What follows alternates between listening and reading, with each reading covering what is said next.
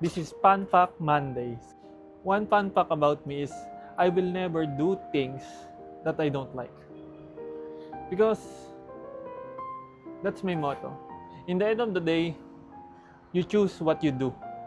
So even there's a huge influence of other opinion, other people's opinion, other people's perspective, or other people mindset. At the end of the day, you decide.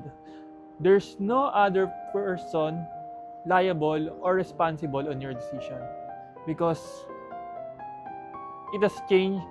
Action is a chain of decision. At the end of the day, you decided to continue those choices and decision. So never be a person that always blame others on their decision, because by not taking an accountability on your action, you will never take accountability as well on your success. So, either failure or success, take accountability.